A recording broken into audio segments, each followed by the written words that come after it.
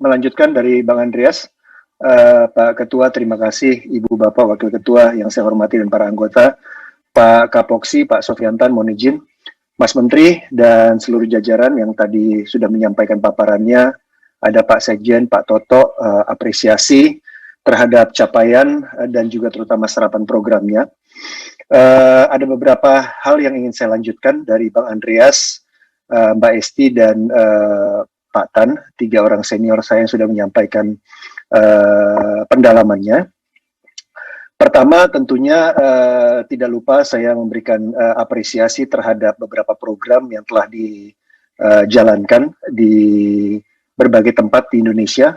Saya hanya bisa menyampaikan terkait di dapil saya di DKI, di Jakarta Timur, terutama yang ada kaitannya dengan PIP, KIP kuliah, dan juga bantuan-bantuan yang lainnya.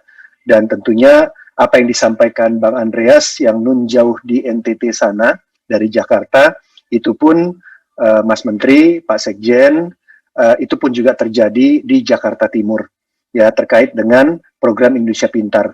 Keluhan yang sama itu juga terjadi di beberapa bank yang ada di DKI Jakarta. Itu pun saya alami dalam konteks jalur aspirasi, bukan di luar jalur aspirasi. Untungnya saya juga berterima kasih troubleshooting yang dilakukan oleh Kemendikbud, terutama tim yang ada di bawahnya Pak Sekjen itu begitu cepat, begitu responsif. Nah, memang saya itu tidak bisa memantau bagaimana dengan program-program yang di luar jalur aspirasi.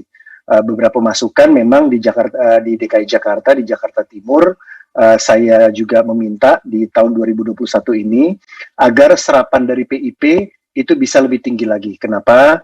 Karena memang Bapak Ibu sekalian, Mas Menteri, dampak ekonomi dari pandemi COVID-19 ini mungkin tidak bisa seperti pemberian vaksin.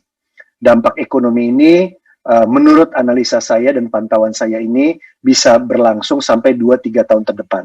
Untuk itu ini akan berdampak terhadap orang tua siswa didik, baik itu yang di SD sampai SMA maupun yang di kuliah. Saya suka diskusi panjang hal ini dengan Pak Nizam, Pak Dirjen Dikti, terkait bagaimana kemampuan dari orang tua didik untuk membayar uang kuliah. Untuk itu makanya saya apresiasi sekali Mas Menteri, Mas Dirjen, dengan UKT kuliah dan juga KIPK.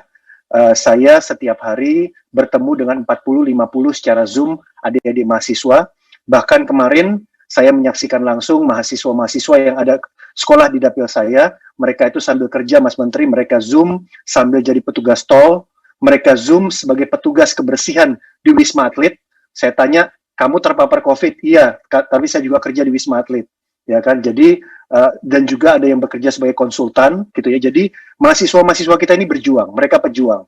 Saya punya empati kepada mereka, kenapa? Karena saya selama kuliah 4 tahun saya kerja sebagai satpam, sebagai security guard di kampus.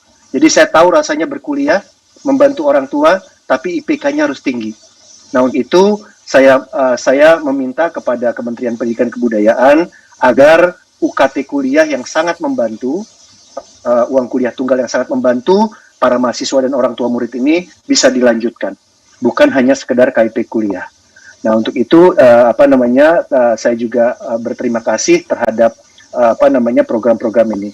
Yang berikutnya adalah terkait dengan asesmen nasional, ya. Saya juga melihat bahwa asesmen nasional ini memang meskipun saya lihat secara timeline sudah selesai, gitu ya, sudah siap dilaksanakan, tapi memang Mas Menteri memutuskan untuk ada penundaan sampai akhir menjelang kuartal ke-3 atau ke-4 dari tahun 2021. Nah, waktu ini saya mengharapkan agar ada sosialisasi dan juga komunikasi yang baik kepada kita juga, terutama kita di Komisi 10 DPR. Kenapa? Karena biar bagaimanapun Mas Menteri, kita juga turun ke bawah, kita juga reses, kita bertemu dengan konstituen kita. Tentunya kita harus juga menjadi bagian dari yang menjelaskan tentang AKM literasi, numerasi survei karakter, dan juga survei lingkungan belajar. Sehingga kenapa? Sehingga ini tidak menjadi momok, ya.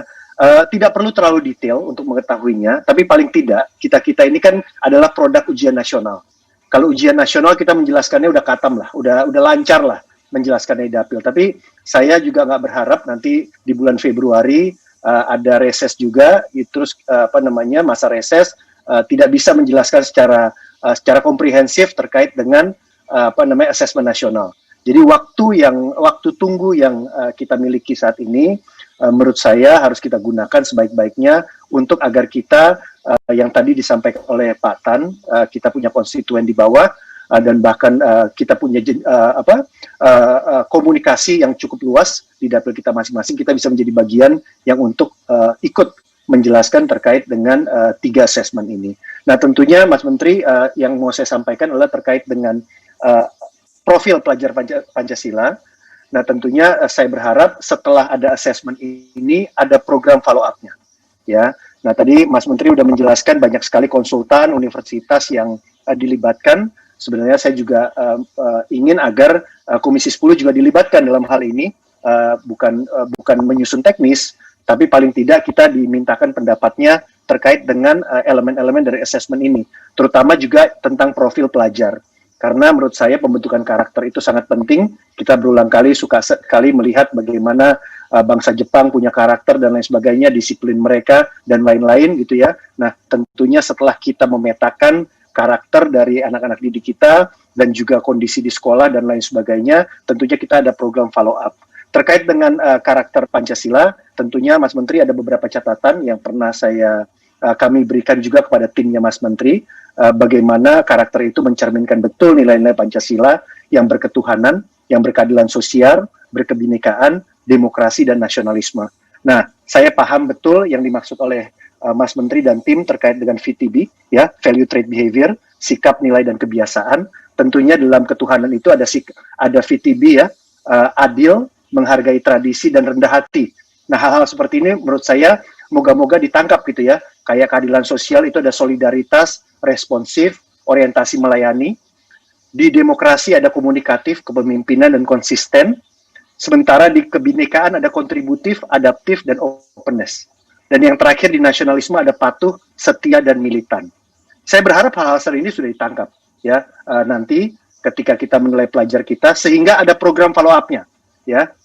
Dengan harapan di tahun 2022-2023 kita sudah mematangkan karakter dari anak didik kita sejak mereka dini. Nah, itu yang ingin saya sampaikan terkait dengan survei karakter dan yang lainnya. Yang berikutnya terkait dengan ini, Mas Menteri, revisi Undang-Undang Sisdiknas, memang sesuai dengan timeline-nya.